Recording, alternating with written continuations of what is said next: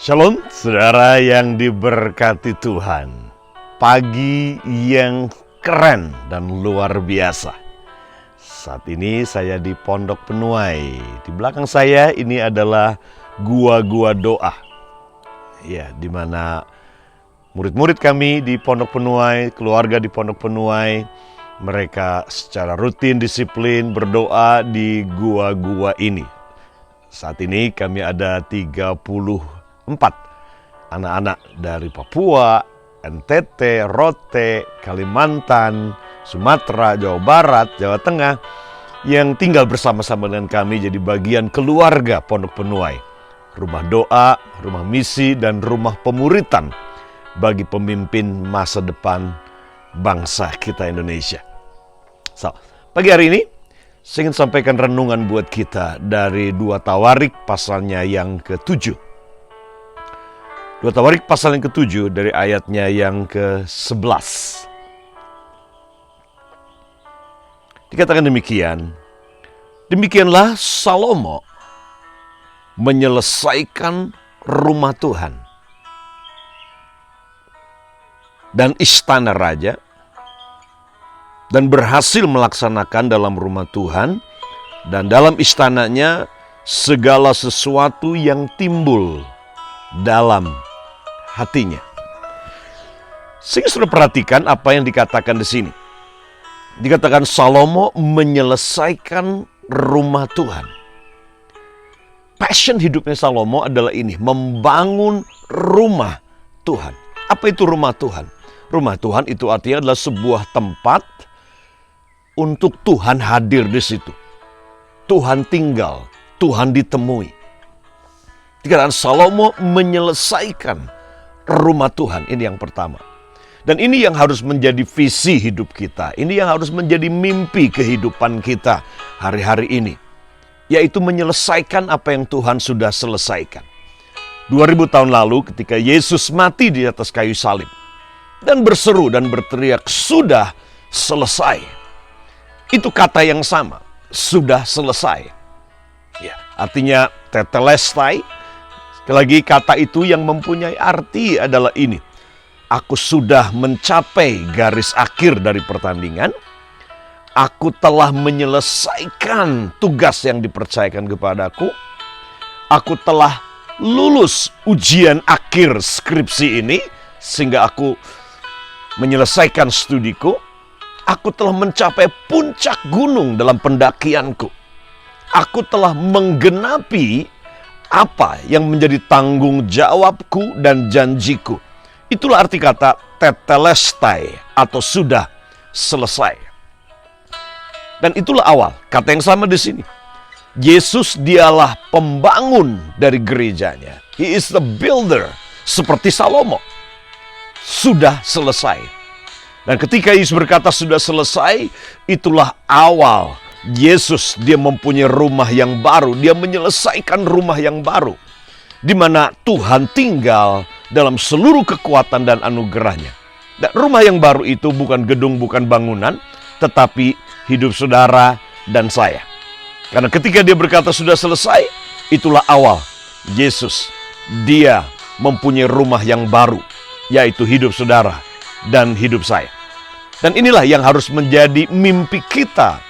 Menyelaraskan tujuan hidup kita adalah ini. Menyelesaikan, sebagaimana Salomo menyelesaikan rumah Tuhan. Bagaimana caranya kita membangun rumah Tuhan? Ketika kita memberitakan Injil. Ketika kita memberitakan kabar baik kepada orang-orang yang belum kenal dan belum percaya kepada Yesus. Itulah bagaimana kita menyelesaikan rumah Tuhan itu.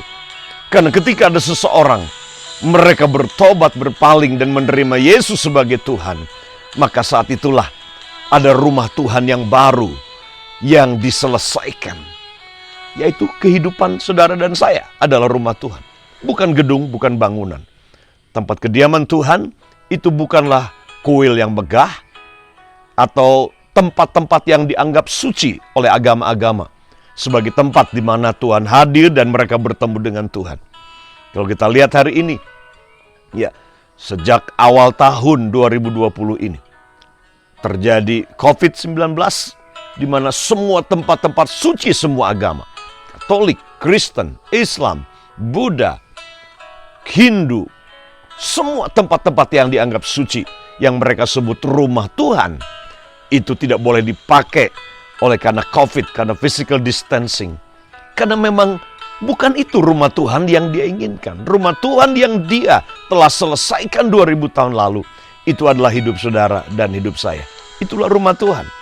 Nah, dikatakan di sini, ini yang pertama, ini harus jadi visi hidup kita adalah menyelesaikan rumah Tuhan, pembangunan rumah Tuhan sebagaimana Salomo. Bagaimana caranya menyelesaikan pembangunan rumah Tuhan? Yesus sudah menyelesaikan untuk kita. Jadi hari ini, dengan cara kita memberitakan kabar baik, memberitakan tentang Yesus kepada orang lain, maka kita sedang terlibat dalam menyelesaikan pembangunan rumah Tuhan. Sehingga ada banyak kehidupan orang-orang yang sebelumnya belum rumah Tuhan, bukan rumah Tuhan, menjadi rumah tempat kediaman Tuhan, di mana Tuhan hadir, Tuhan berkarya, Tuhan ditemui di sana. Katakan yang kedua adalah istana raja. Selain membangun rumah kediaman bagi Tuhan, Salomo yang kedua adalah ini membangun istana raja. Visi tujuan hidupnya adalah ini, kerajaan Allah. Yesus jadi raja, Tuhan jadi raja, dan menyelesaikan istana raja, di mana raja dan kerajaan dengan segala kemuliaannya boleh hadir. Inilah yang harus menjadi tujuan hidup kita. Kerajaanmu datang, kehendakmu jadi, maka dikatakan namanya dimuliakan di muka bumi ini. Dan berhasil. Kita semua ingin kata ini. Berhasil.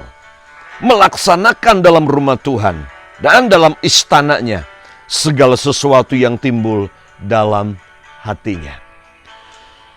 Tuhan tahu apa yang ada dalam hati kita. Dan Tuhan yang akan membuat berhasil semua yang timbul dalam hatimu. Tetapi keberhasilan yang Tuhan berikan, yang Tuhan buat Salomo berhasil, itu bukan membangun kerajaannya sendiri, bukan membangun rumah untuk diri sendiri, tetapi Tuhan membuat berhasil apa yang timbul dalam hatinya.